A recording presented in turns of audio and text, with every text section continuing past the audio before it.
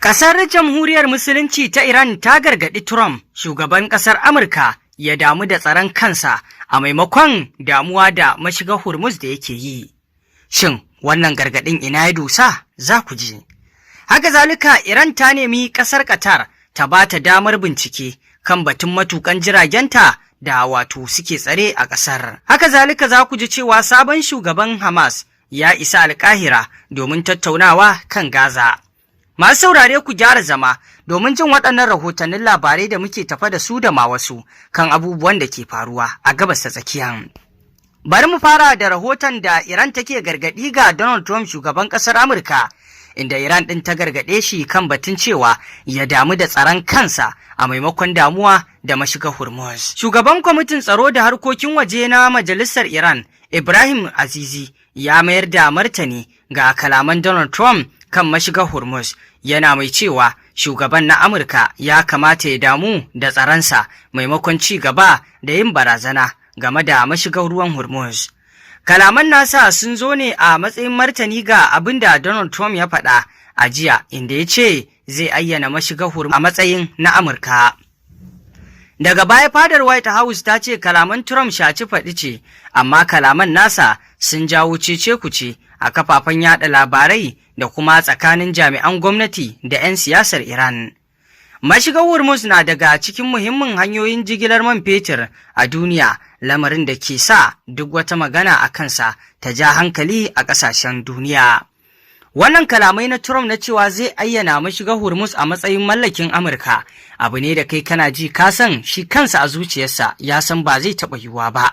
Abin da ba nasa ba ya ce zai mai da shi mallakinsa, kuma ya san cewa ƙasar Iran ba irin ƙasashe ne wato da suka saba su je su yi abin da suka ga dama a kansu ba.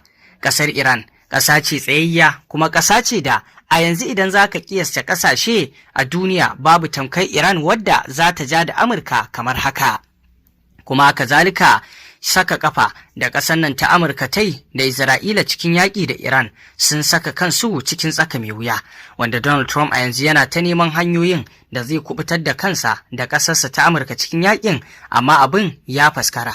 Wannan mashiga ta Hormuz da Donald Trump ya matsa lamba a kanta yana ƙoƙarin ne wato sai ya dawo da komai yadda yake, amma Iran ta ce ba zai taɓa yiwuwa ba, face sai da abin da ta niyya.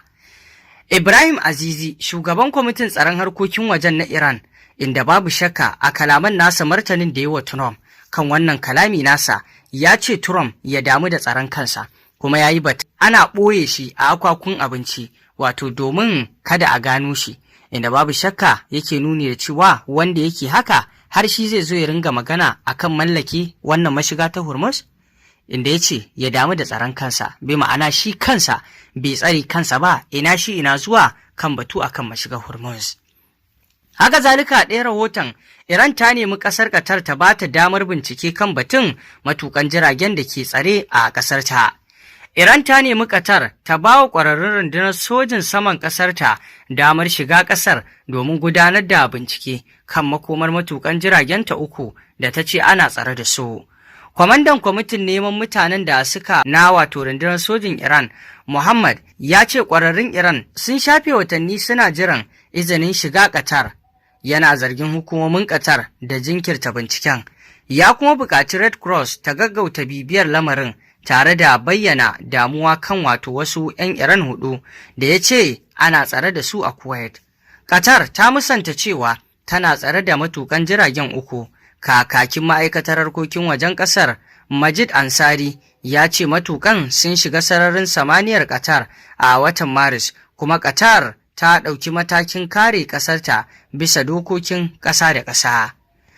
To a yanzu dai wannan al'amari ita Iran tana jira ne wato wannan ƙasa ta Qatar ta ba ta izini da damar wato bincika wannan al'amari domin tabbatar da waɗannan matukan jirgin suna cikin Qatar ko ba sa ciki, kamar yadda ɗazumin ka muku rahoton yadda ƙasar nan ta Iran ta bayyana cewa matukan sun fita daga cikin jirgin ne kafin wato abin da ya faru, inda ta bayyana cewa a raye kuma suka fita daga cikin jirgin, don haka suna cikin ƙasar Qatar ɗin.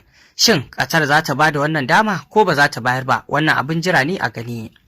Sai kuma rahoto na gaba, inda sabon shugaban Hamas ya isa Alƙahira domin tattaunawa akan Gaza. sabon shugaban wato ƙungiyar Hamas Khalid Al-Haya ya isa birnin Alƙahira na Masar domin tattaunawa da wato jami'an ƙasar kan halin da ake ciki a Gaza a cewar majiyoyin Hamas.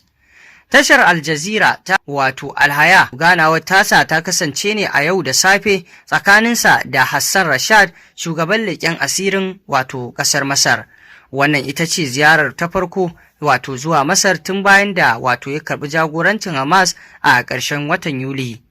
Ziyarar tasa na zuwa ne gabanin wata tafiya da wato Jared Kushner, surukin shugaban Amurka Donald Trump wato zai kai yankin. Ana sa ran Kushner zai ziyarci Isra'ila da Masar a mako mai zuwa domin ƙoƙarin rage saɓanin da wato ke akwai kan wani shiri da ya shafi Gaza, wanda Firaministan Isra'ila Benjamin Netanyahu ya yi watsi da shi. Haka kuma ana sa ran wakilin Majalisar Ɗinkin Duniya mai kula da harkokin zaman lafiya a Gaza, Nicole, zai raka Kushner a wannan wato tafiya. Wannan dai al'amura da suke wakana abubuwa ne da a kullum suke ƙara sauya zani cikin wato wannan abubuwa da suke wakana musamman ma a gabas ta tsakiya. A dangane da wannan al'amari dai, kun ji batutuwa, babban jigon rahoto dai shine kan batun gargaɗin nan da wato ƙasar Iran ta yi wa shugaba Trump kan damuwa da yi akan mashigar Hormuz, inda ta gargaɗe shi akan ya damu da wato tsaron kansa a maimakon damuwa da tsaron mashigar Hormuz. Donald Trump dai ya dage har ma yake maganganu kan cewar wato mashigar Hormuz za ta dawo mallakin ƙasar wato Amurka, inda wannan abu ne da kana jin sa sai dai abin ya baka dariya, amma shi kansa ya san wannan abin ba mai yiwuwa bane. Kwatar wato iko na wani abu da yake mallaki na hannun ƙasar Iran ba ƙaramin abu bane. Sun yi yunkuri su kwace ikon ƙasar Iran gabaki ɗaya, amma sun gagara. Har yanzu an ɗauki tsawon lokaci sun gagara kaiwa ga haka. Sun yi ƙoƙari su gano iko da wato ƙasar Iran take da shi kan wato takanoloji da ma ƙarfin sojinta da ma kuma makamanta, amma duk irin yadda CIA da Mossad suke bincike suke gano abubuwa, wannan ya faskare su ba su iya ganowa ba har yanzu. Haka zalika ta fuskoki da dama Iran ta gagara Amurka, amma kuma shine Donald Trump yake irin kalaman nan na kwace iko da mashigar Hormuz. Shin masu saurare, wannan abin da kamar wuya a ce wannan batu da Donald Trump yake yi ya kai ga tabbata. Ƙasar Jamhuriyar Musulunci, ƙasar Iran, ƙasa ce wadda a tarihi idan ta coge akan abu to fa ba ta matsawa da kansa, kuma ba ƙasa ce da ta kasance kan wallasa ba da Amurka za ta yi cin kashin da ta ga dama a kanta, kamar yadda ta yi a kan sauran ƙasashe irin su wato Venezuela da dai sauran ƙasashen da ta yi wato cin kashi a kansu, wanda ko a iya yanzu an ga cewar wannan ƙasa ta Jamhuriyar Musulunci ta Iran ba irin ƙasa ce da Amurka za ta yi irin abin da ta ga dama a kansu ba. To masu saurare, me za ku ce kan wannan batu? Kamar yadda wato kuka ji cikin wannan rahotannin labarai, ku ci gaba da bibiyar mu domin samun rahotannin labarai akan abubuwan da ke faruwa a duniya baki daya. Sannan kuma ku dangwala mana alamar subscribing, sannan ku danna ƙararrawa, hakan zai ba ku damar samun labaranmu da zarar mun dora. Mun gode.